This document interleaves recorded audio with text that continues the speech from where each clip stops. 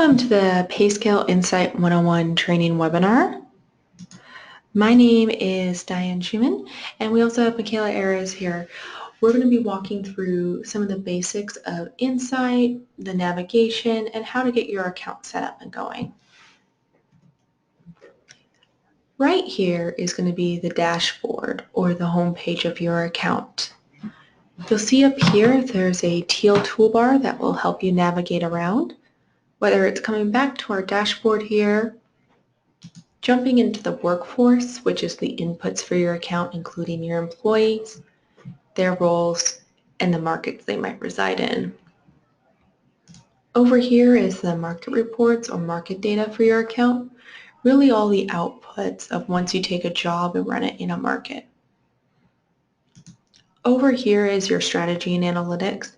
On today's webinar, we won't be talking about this too much today, but know this is where you can come in to build out ranges and targets, utilize the Analytics Launchpad, or the Raise Recommender.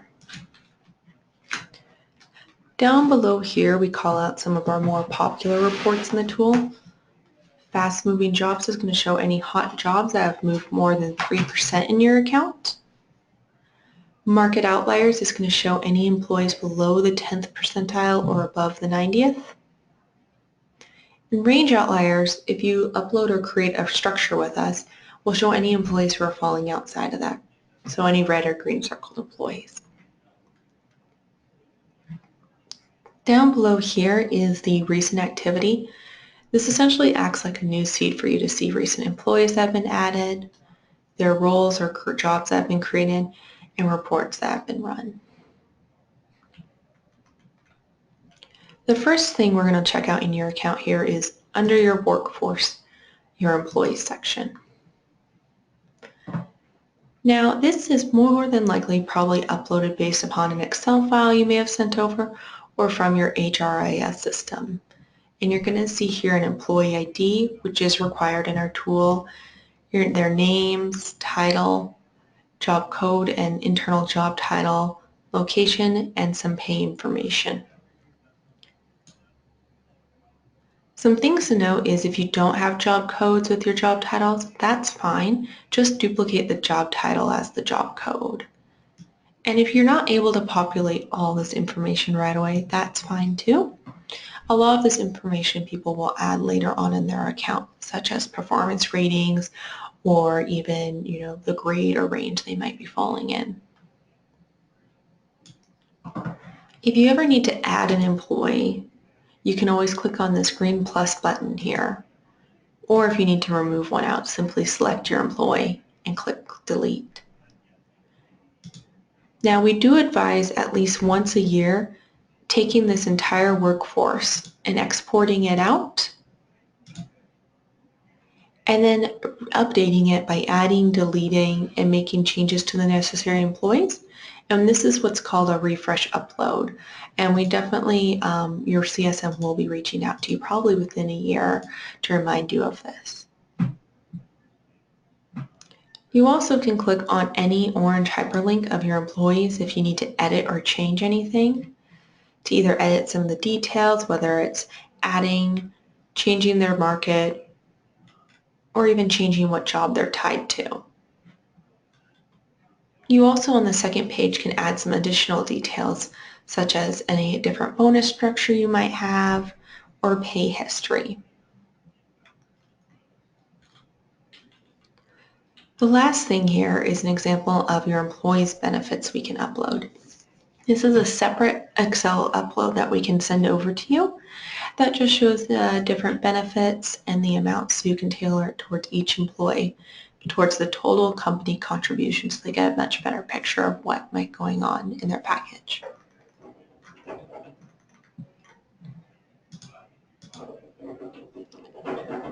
The last thing I'm going to show you on this page is your EE Comp report. This is a tailored report for the individual, and each level of transparency here is going to show different amounts of data and information. The low transparency shows very limited information, while the high transparency will show a pretty complete picture of the market data and their performance. I'll go ahead and create a high transparency here.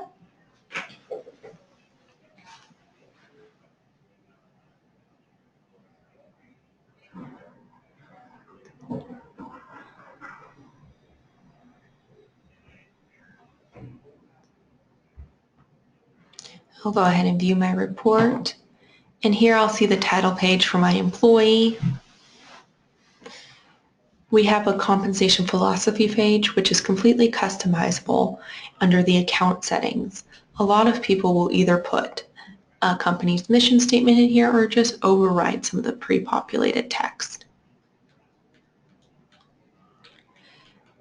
Down below here is a compensation summary, so you can show the employee what their base pay might be, any bonus information, and where they might be falling relative in their range and their range penetration. You also can include their employees' pay history here, so you can show each year how their pay has changed internally in the company. On this next page, which isn't included on the low transparency, you can start to show them some more of their market data, where they're falling relative to the market, and from the 10th through the 90th percentile, a little bit about their position, and some possible market trends for the year. The next page here is dealing more again with their range penetration, how their performance is falling relatively to others, where they're falling in their range compared to their organization, and where they're falling in their range compared to other people in their department. Here's where the benefits page would be populated, so you can tailor it towards that employee. And the final page, some FAQs, which again you can customize just like the philosophy page. That is some of the basics over the employee section. Next, Michaela is going to take us a little bit through the labor markets piece of your account. Great, thanks Diane. So in this portion of the tool, we're really thinking about where are you competing for talent? So not necessarily just what is your line of business and what is an organization just like you pay, but what is the competitive market for your jobs in your area? So in this example today, we're looking at an organization that has 2 locations, thinking about their jobs in Seattle versus maybe their smaller workforce in Portland. So the helpful thing to think about when you're coming into your labor market is, again, thinking about your talent pool. What organizations around you would have the same types of jobs? Maybe what roles are technical and are more competitive in the market? So you can come in and create a strategy that would align to that piece of where are you looking for your talent. So up above, we can click on this plus sign to go ahead and add in a new segment. So of course, the very first question is, what do you want to call this market? So each display name just needs to be unique. So maybe today we can be thinking about this job just as in the case of thinking about a larger competitor.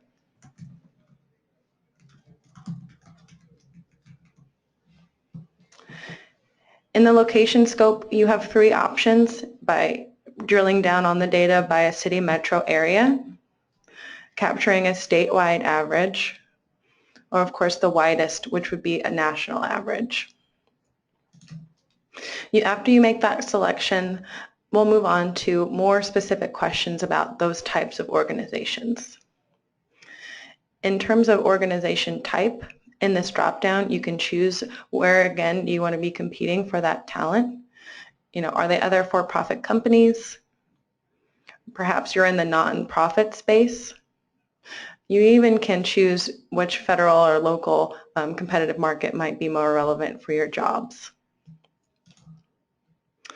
The next part is going to be thinking about what industry could you be competing with for these jobs. This is a keyword search, so you can just simply start typing to see what other segments could you possibly be competing with for your jobs. So if we're thinking about our large competitor in Seattle, there's definitely a large workforce here of multinational 1,000-seat companies that could potentially have similar roles in that software development world. So as you can see, you can choose a subcategory within that industry to be specific to a particular area, Or if you want to capture a broader average and perhaps include all of the subcategories, we would suggest choosing the family. The next question, of course, is going to be, what is that average seat size of a larger competitor in your area? And this is going to ask you for a specific number, and just go ahead and move forward with whatever the one feels most comfortable to get a comparison. So helpful things to think about in this case are, again, are you projecting growth? Are you noticing a trend of people coming to you or from you from larger competitors? This is a question that is definitely one of those influencers of pay. More specific questions down below, thinking about a specific annual revenue typically held by an organization in this segment, which is a pretty specific question. If you don't have a strategy around a specific annualized revenue, feel free to leave this question blank, and thereby capturing a broader average. You can choose government contractor if that's going to be relevant for your roles. And on the next page, we'll see some more specific questions again about a specific filing status or even a stock exchange listing if that were to be important. So all of these options are here for you if you do want to be specific. But again, by leaving them unanswered, we can capture a broader average. Down below, these are custom groupings or fields that are here for you if you want to include things like labeling regions or labeling your grade schedules. They don't have any impact on the data, so don't feel like you have to use them unless they're valuable. So as you can see in the labor market section, we've assigned our employees to the competitive markets where we want to see information. But the beauty of this piece is we can run our market report across multiple markets to see how they're comparing and to get a better sense of how those influencers are going to impact your roles. So speaking of jobs, we'll go ahead and move up to your workforce and move into those positions. This is where all of the information about your jobs have been input, and in this case, showing us the work that's been done to benchmark these positions. So maybe for you, when you first log in, you'll be viewing this by a more standard view, which is showing you a more concise column view that includes, of course, the number of employees and that brief job summary. So the beauty of the tool is it functions a lot like Excel. So by clicking on any of those headers, it'll shuffle and sort to your preferred view. Another way to look at this is by viewing it by full details, which will allow you just to see all of the columns and all of the inputs that have been benchmarked for these roles. So can be a really great way to come in and review all of the data on one pane. And just as a reminder, anything in a table can be downloaded. So by selecting that column, you'll see the ability to choose which option is best to go ahead and select, and then up above, download. But let's walk through how to add in a position today. So that plus sign will prompt us to add in a new job and start at the very beginning, which is going to ask us, of course, what is this job called?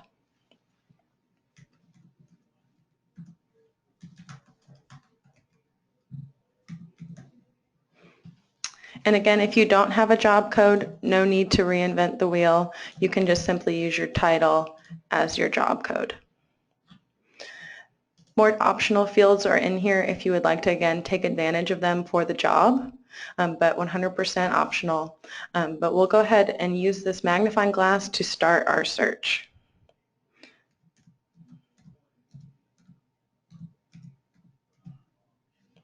So as you can see, as you start typing, the system will start to generate titles based off of your search. So since the database is dynamic, you're going to notice it's pulling up other titles similar. So more niche titles like software quality assurance, regular quality assurance. Also things like levels will be in the tool. So our best practice is to ensure that not only is it what is that job called, but what are their core tasks. So you will see that called out in bullet points underneath that title. There's a shadow off to the right showing you, in this case, there are more responsibilities to review to ensure that what this job in the market is doing is aligning and is relevant to what your job is also doing. So the best practice is to say at least 70% of these core tasks are aligning to your job in order for us to choose that as a best practice. If you do want to compare multiple titles, we encourage you to use the link here for Save for Consideration.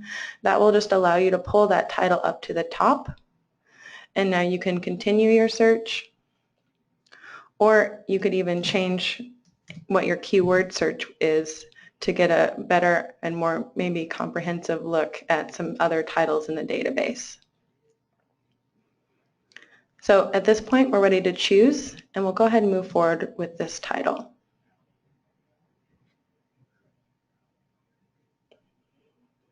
So on this next page, these are more inputs about this job and what are your requirements.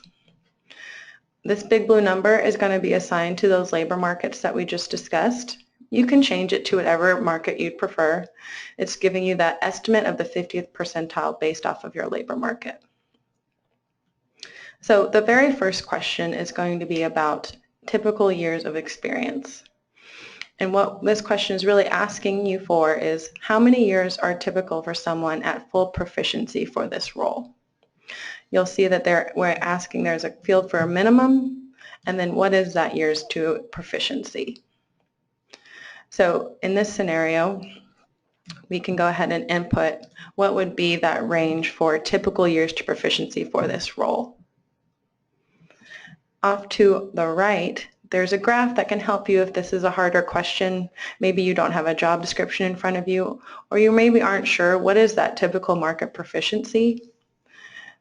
It's highlighting in green and can be a helpful guide to see where are people seeing a shift in their pay as they get those years to experience.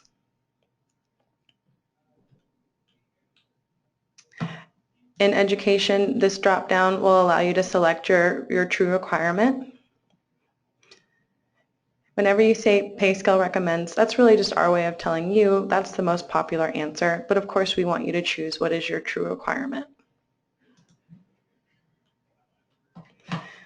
You have the ability to select whether or not this role supervises others. By selecting yes, you'll notice more questions will be fulfilled to see, in this case, what is that typical number of people who would report to this title.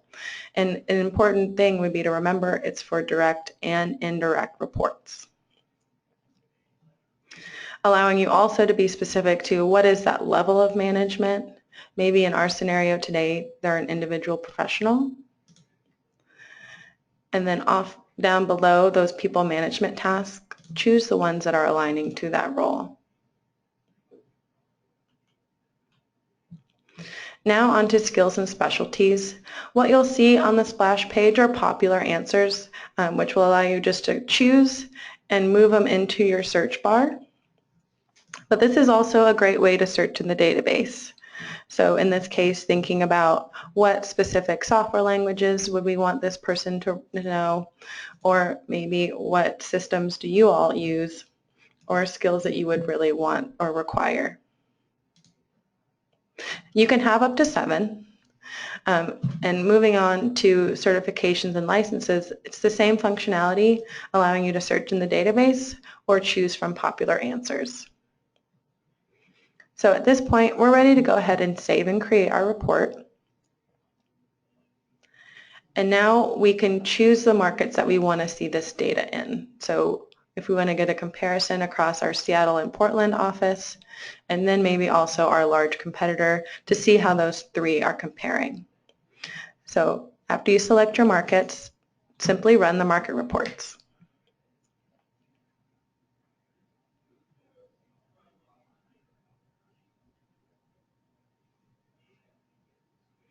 And now I'll pass it off to Diane to walk us through the different ways to look at the reports.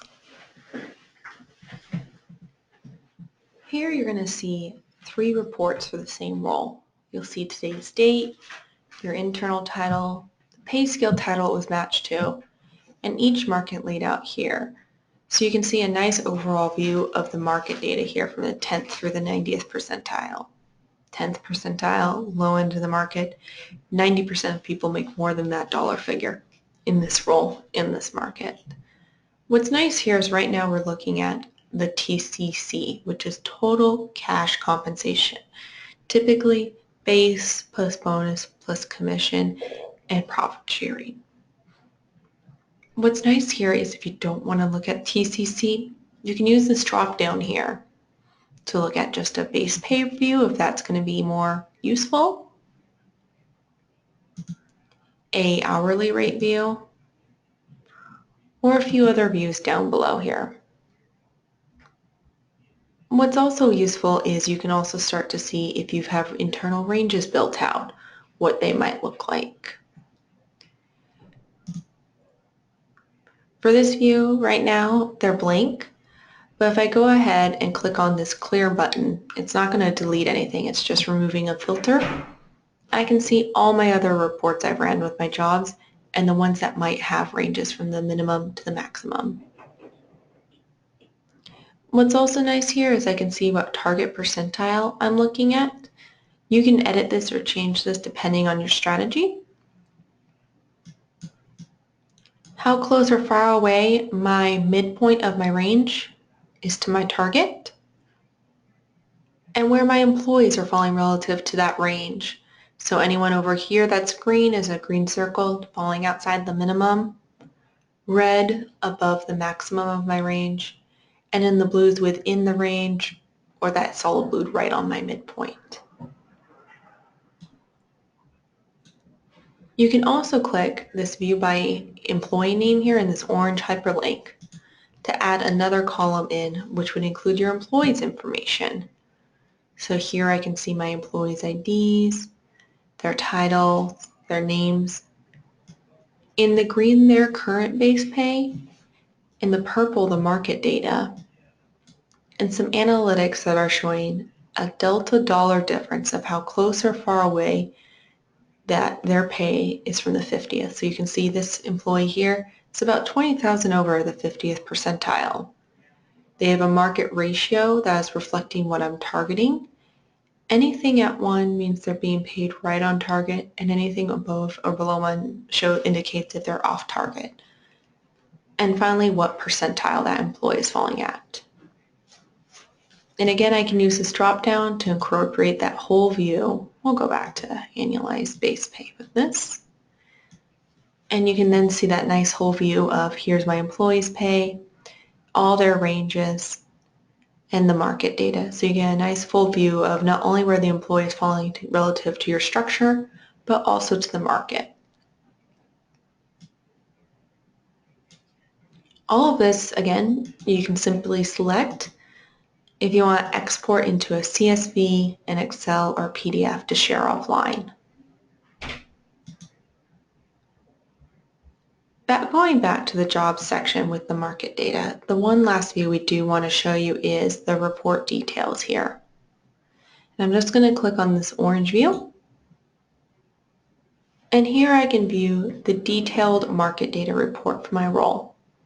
This breaks out just all the different forms of pay nicely from the TCC, salary, bonus, hourly rate, all from the 10th through the 90th percentile.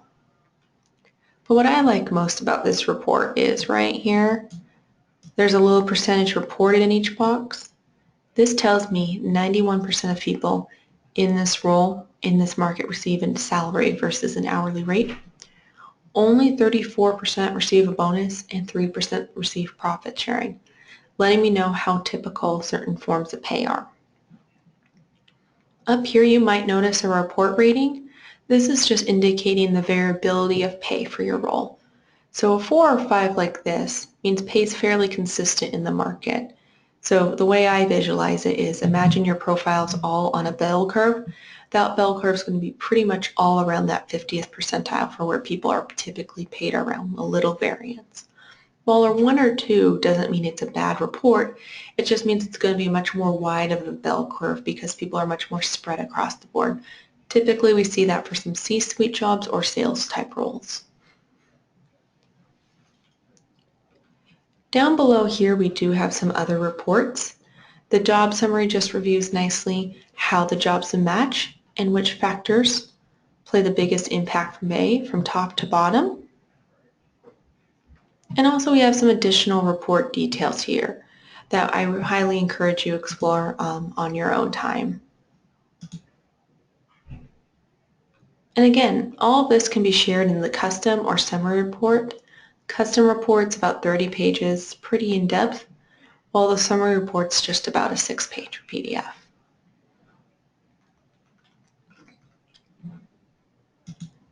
Well, I hope you enjoyed our webinar today, and thank you again for joining us.